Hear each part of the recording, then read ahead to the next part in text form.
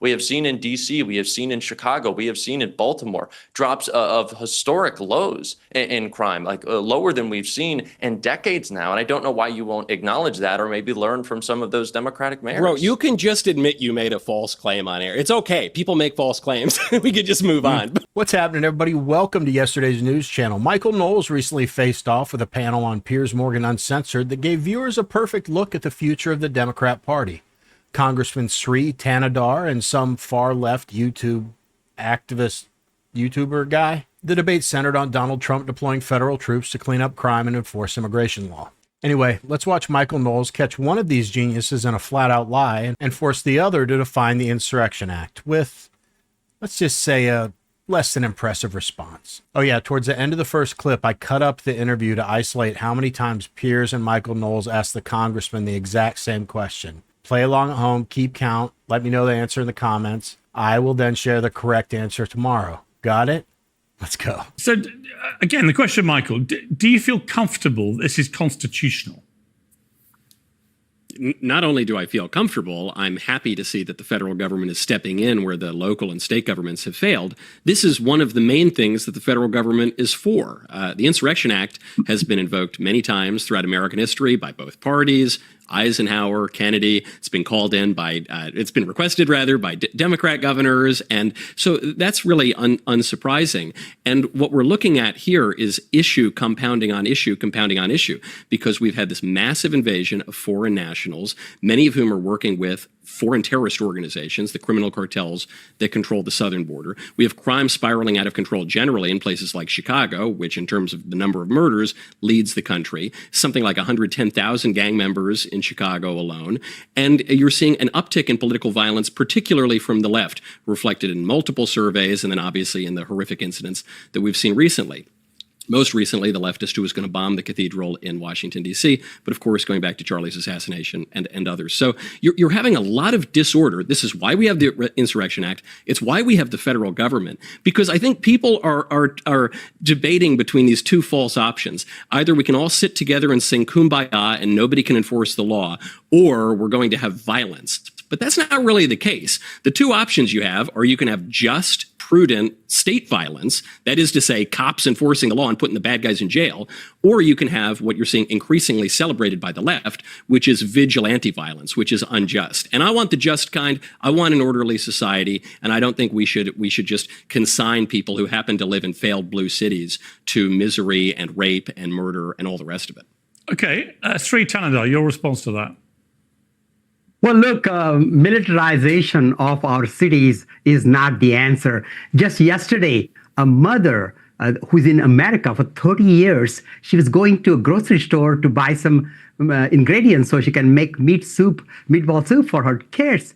And ICE has detained her. She's now behind in the ICE detention center. Yeah, there is this raging argument now about whether it is constitutional, whether it is lawful for the President of the United States to do what Trump is now rolling out in places like Chicago. What is your view of that?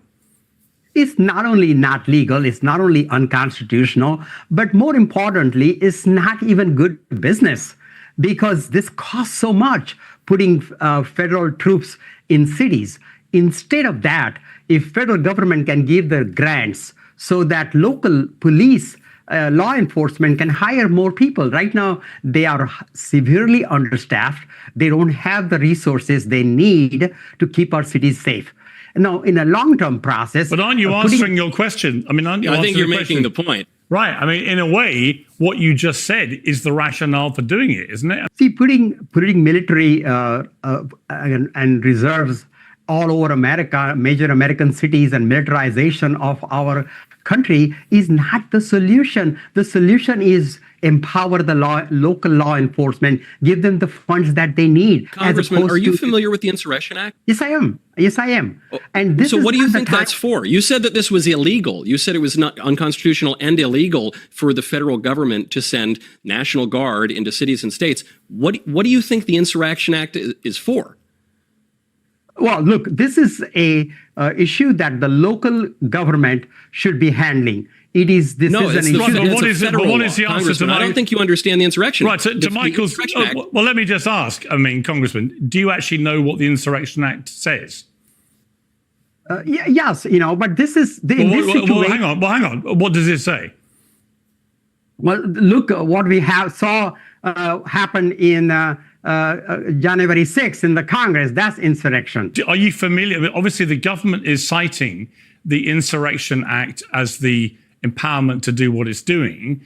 Are you familiar with what the Insurrection Act allows? Yes, I am. But look, this president has used all kinds of excuses to break the law. This president has No, but that is the law. So what is the law, Congressman? You say you're familiar with the Insurrection Act, but you don't seem to be able to describe what it does, and you're actually contradicting it. So what do you think the Insurrection Act does? Look, the issue here is that we need our cities safe. Americans. But you seem to be struggling to explain what the Insurrection Act actually is.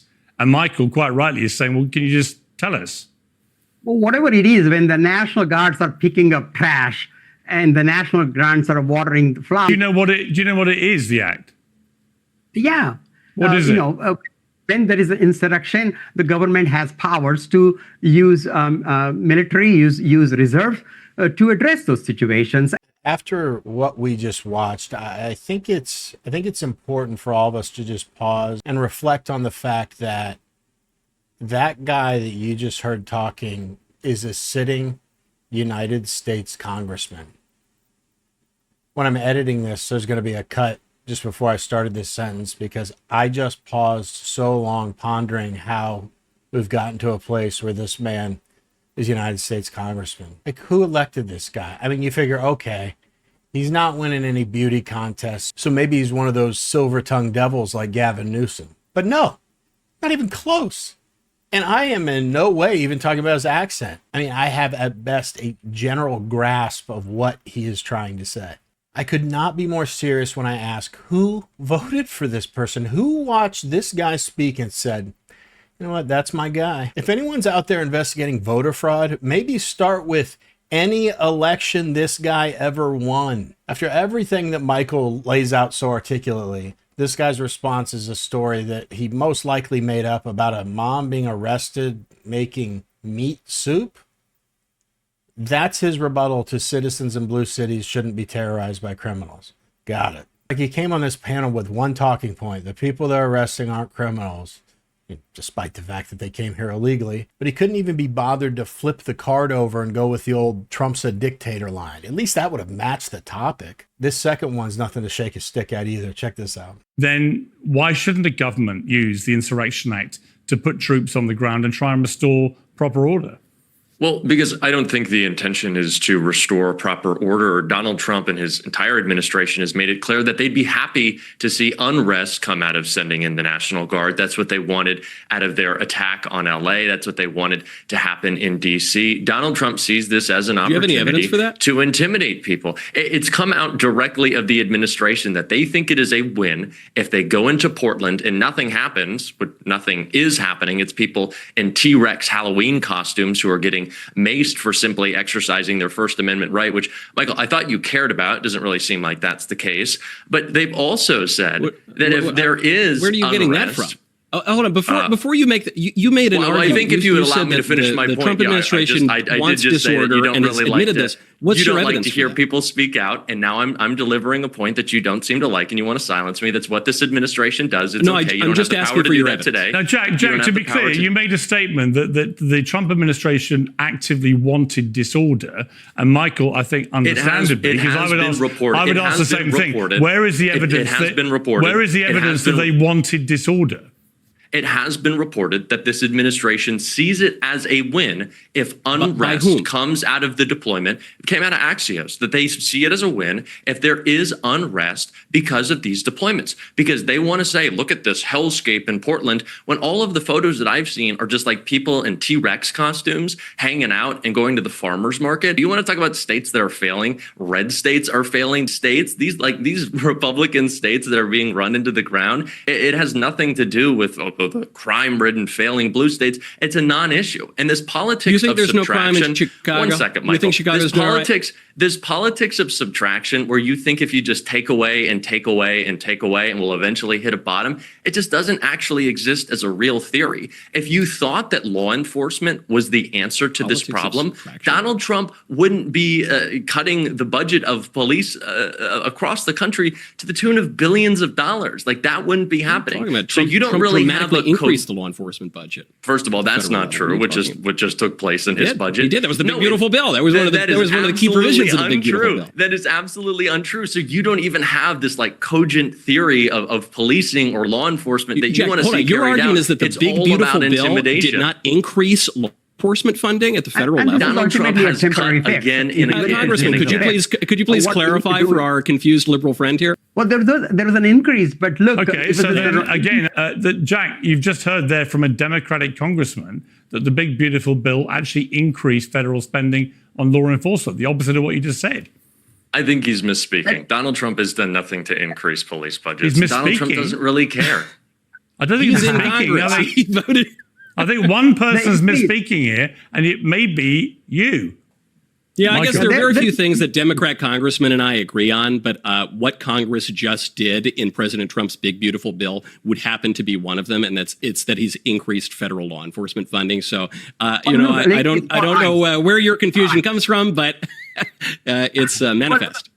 Well, I don't know how you're confused about Donald Trump's attacks on police officers across the country and his disregard for those who were attacked on January 6th. Jack, look, to be clear, he either increased federal spending in that bill on law enforcement or he didn't. And those who have had the most success aren't the governors of red states, but are the mayors of blue cities that Michael wants to claim are crime infested and being run into the ground. We have seen in D.C., we have seen in Chicago, we have seen in Baltimore drops of historic lows in crime, like lower than we've seen in decades now. And I don't know why you won't acknowledge that or maybe learn from some of those Democratic mayors. Bro, you can just admit you made a false claim on air. It's okay. People make false claims. We could just move on. But you can't. You're doubling down on a easily disproven.